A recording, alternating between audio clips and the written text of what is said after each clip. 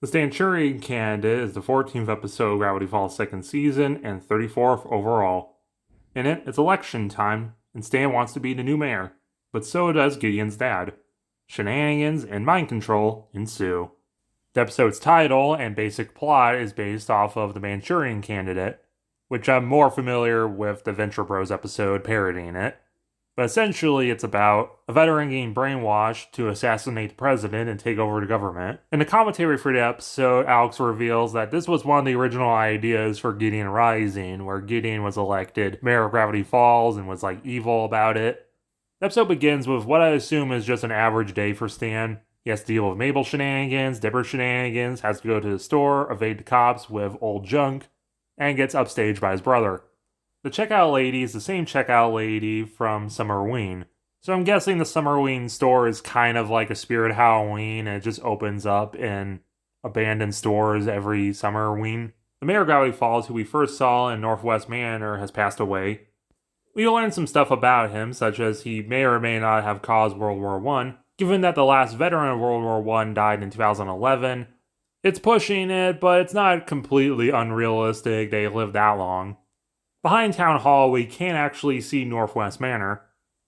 People who want to run for mayor literally have to toss their hat in a ring. So along with Stan, so does Bud, Gideon's dad, as well as Tyler Cute Biker. When Bud says to look under their seats, and you get a thing, and you get a thing, this is a reference to Oprah Winfrey, who famously does the same thing. This is the first appearance of Tad Strange.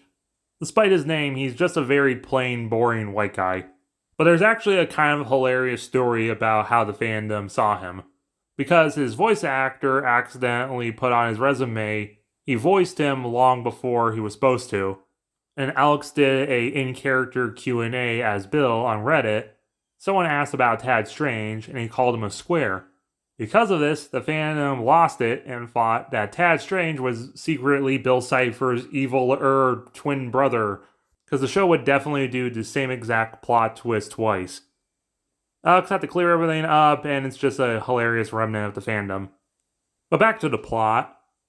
The candidates have to win seeds, and then whoever has the most seeds gets a birdly kiss. But it's still Stan. There was a promotional website made, and it still exists for the episode, accidentally putting a date on the show that it's now 2016. And a contest was held where people had to post flyers that said, "Yes, we stand" in weird places. Someone won by posting it on their house and got a video message for it.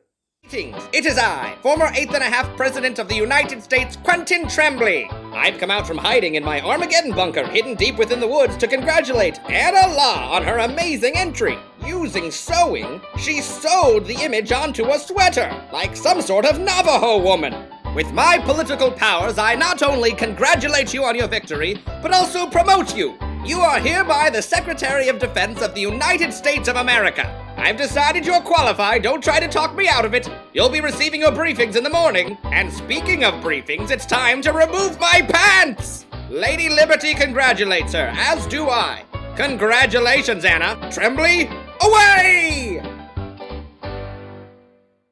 Why wasn't Quentin Tremblay in this episode? One of the original ideas for another candidate of the episode was going to be Pacifica's dad, but when he started losing, he summoned Bill to possess him. And sorry, Tad Strange stands, but the writers again do not want to copy their own plots. This is our first time seeing the Bat Stab Biker since season 1. Someone's made a "one does not simply" meme of Stan. A "one does not simply" meme originates in Lord of the Rings, where Sean Bean's character Boromir says one does not simply walk into Mordor. For some reason, this became a huge internet meme, and yes, this is what internet memes used to look like 10 years ago. Ford's going through Journal 2. We can see pages like Gideon's medallion, From the Hand that Rocks the Mabel, the location of Journal 3 in the tree, Blood Rain, and a torn page. Ford gives Dipper a mind control tie, which apparently he built for Ronald Reagan's masters. Ronald Reagan is the United States president. Oh, and speaking about presidents, Ford's actor actually played one. The only candidate ready for the future is me. And the future is coming. It's coming, and it's bringing with it armored Kodiak bears, attack blimps, and enough weaponized robots to turn hope into a 4-letter word. You want hope? Keep dreaming. You want change? Put out your cup. You want freedom? Vote for me. This background character behind Robbie's parents that gets hugged by America Guy is apparently a character of Dana Terrace. I guess I'm more used to seeing her with short hair now, and it's kind of weird seeing that she did have longer hair back then. This is our first time seeing Gideon since the beginning of the season. Originally, we were supposed to see him grow and become the kingpin of everyone in jail, but the writers couldn't justify us going to jail more often. But some of the inmates, like Ghost Eyes, was originally supposed to premiere in Mabel's Guide to Smiling, which was one of the shorts, but it was unproduced because Disney didn't want all these funny prisoners and a little girl trying to cheer them up in jail. Gideon's ripped out a page from Journal 2, and conveniently, it's a mind control one. After the debates and some shenanigans, Stan actually gets to kiss. But he's disqualified for his criminal actions. Stan, what did you do? What didn't I do? Crimes include shoplifting, teaching bears to drive, a new crime he invented called burgle-bezelment, first-degree llama-cide. That llama knew too much. So Tyler, that we learned the last name is pronounced Cupiker, becomes mayor. Some other crimes are noted: first-degree thermometer theft, pug trafficking, snacks invasion, pickpocketing, woodpecker baiting, impersonating a dentist, general indecency, cold cart theft, bingo. Meanwhile, Gideon, he's drawn the cipher circle surprisingly really well for how small it is. And he's kind of using it like a summoning circle, which is absolutely not what the cipher wheel is when we find out what it means in a few episodes. Mabel outfit check. You have this really cute pale red monkey sweater with bananas on it. And I like the lime green headband and skirt she pairs it with. She could have probably worn this another time. And then an American flag sweater. Our key is working it. Our code is get 'em. Our page is beware of whom you belittle. Big problems can start out whittle. Also, why is it Stan's face? This is an okay episode, but it's also definitely aged the absolute poorest of the entire show. Like the politics of the episode, Stan says that he wants to get rid of education and leave kids to lure the flies on an island. In the episode, it's depicted as being monstrously bad.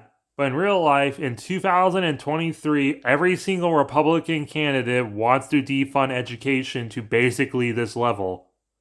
Stan's disqualified for his criminal actions, but we also live in a world where despite there's being mountains of evidence that he's done the bad and he's been indicted several times, Donald Trump is still incredibly popular with a very terrible set of people. And he's still not disqualified from running. And speaking of, there was a promotional Twitter made for Stan's campaign, and the one account he's following was Donald Trump. Because in 2016, Trump's campaign was basically seen like Stan's campaign in this episode, as monstrously backwards and just a big joke. So the episode kind of fails at its major point of being a parody of American politics, by accidentally just being as silly and stupid as American politics tends to be. The episode feels like a weird relic of a bygone time where life wasn't slowly becoming idiocracy. Either way, it's an okay episode that sets up Gideon for the finale, but otherwise, it's not that special. Maybe a 5 out of 10.